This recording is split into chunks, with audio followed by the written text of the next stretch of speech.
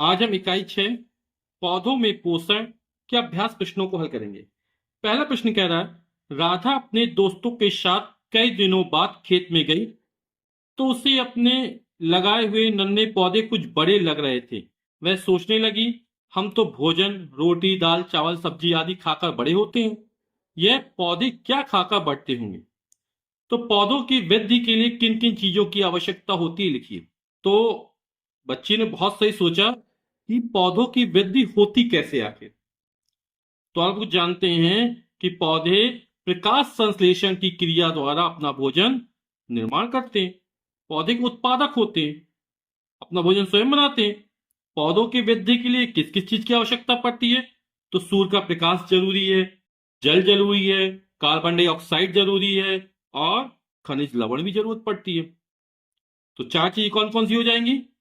सूर्य का प्रकाश, जल, carbon dioxide और खनिज लवण।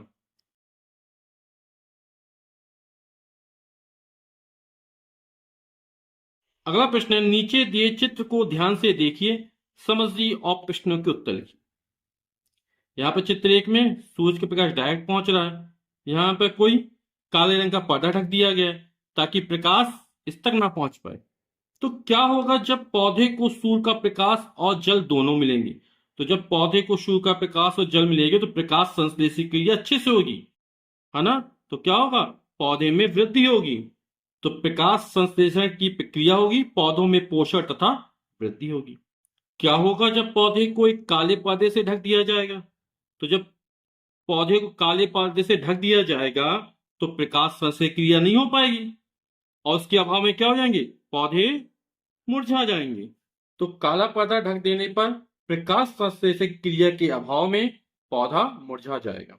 इसे सही चुनिए। पहला है, भोजन खाने से हमारे शरीर को क्या मिलता है? तो निश्चित रूप से भोजन करने से हमारे शरीर को ऊर्जा मिलती है और ऊर्जा से ही कारण हम बहुत सारे कार्य करने में सक्षम होते हैं। दूसरा, किस तत्व की कमी को पूरा करने के लिए कीट भक्षी पौधे कीटों का भोजन करते हैं? तो कीट भक्षी पौधे कीटों का भोजन नाइट्रोजन की कमी को पूरा करने के लिए करते हैं। तो उत्तर हो जाएगा यहाँ पर नाइट्रोजन। तीसरा है, दाल और मटर के पौधों की जड़ों में गांठ के रूप में रहते हैं। तो गांठ के रूप में जो रहते हैं वो जीवाणु होते हैं और उन जीवाणु को बोलते हैं राइजोबियम जीवाणु। तो यहां पर उत्तर हो जाएगा जीवाणु। किस पदार्थ के कारण पत्तियां हरे रंग की होती है? तो पर्णहरिम या क्लोरोफिल के कारण जो पत्तियों का रंग होता है वो हरा होता है।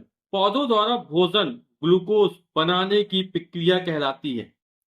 तो पौधे क्या होते हैं? सूर्य के प्रकाश, जल, कार्बन डाइऑक्साइड तथा खनिज लवण की सहायता से भोजन का निर्माण करते हैं। इस प्रक्रिया को प्रकाश संश्लेषण या फोटोसिंथेसिस कहते हैं। तो यहाँ पर जो भोजन बनाने की प्रक्रिया होती है वो प्रकाश संश्लेषण कहलाती है। पृथ्वी पर ऊर्जा का प्रमुख स्रोत क्या है? तो हमारी पृथ्वी पर ऊर्जा का सबसे बड़ा स्रोत सूर्य है, यही प्रमुख स्रोत है हमारा। अगला है, ब्रेड में बरसात के दिनों में नमी की अधिकता के कारण लग जाती है। तो जो नमी की अधिकता के कारण लग जाती है वो फफूंदी लग जाती है ना। तो यहाँ पर जो फफूंदी है वो परपोषी पौधे के अंतर्गत आती है और ये मिटोपजीवी पौधे होते हैं। परपोषी पौधे कौन से होते हैं? ऐसे पौधे जो अपने भोजन के लिए दूसरे पौधों पर निर्भर होते हैं, ऐसे पौधों को परपोषी पौधे कहते हैं। आपकी किताब में परपोषी पौधे चार प्रकार के दिए गए हैं: मिटोपजीवी पौधे, परजीवी पौधे, सहजीवी पौधे और कीटभक्षी पौधे। अगला है चौथा, नीचे लिखे हुए समीकरण को पूरा कीजिए। 6CO2 कार्बन डाइऑक्साइड गैस है ना। क्लोरोफिल यानी यहां पर प्रकाश संश्लेषण क्रिया हो रही है। तो हमने चर्चा की थी कि कार्बन डाइऑक्साइड, जल, है ना। तो जल का सूत्र क्या हो जाएगा? H2O। और सूर्य के प्रकाश की उपस्थिति में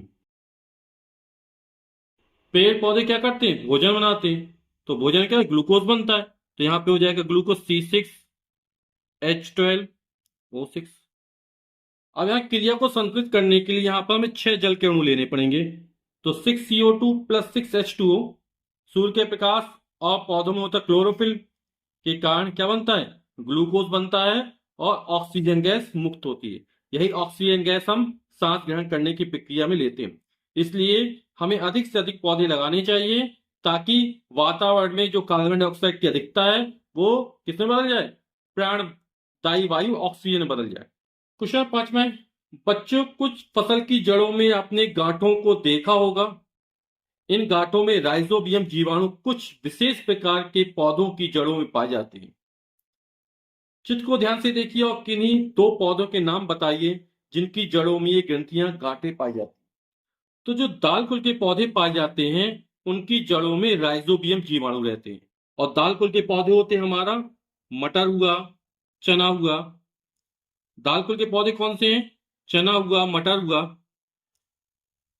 तो ये जो पौधे होते हैं वो सहजीवी पौधे कहलाते हैं।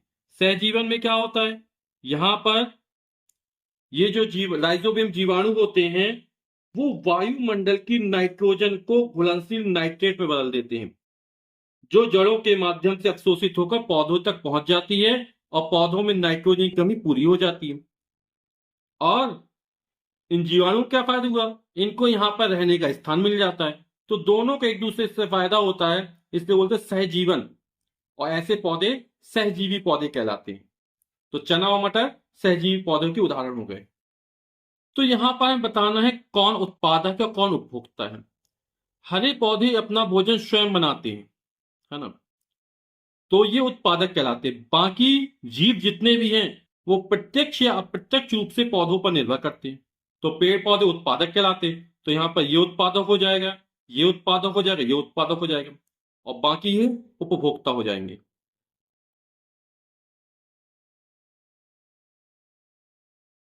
तो ये उत्पादक, ये उत्पादक, ये उत्पादक, उपभोक्ता, उपभोक्ता, उपभोक्ता।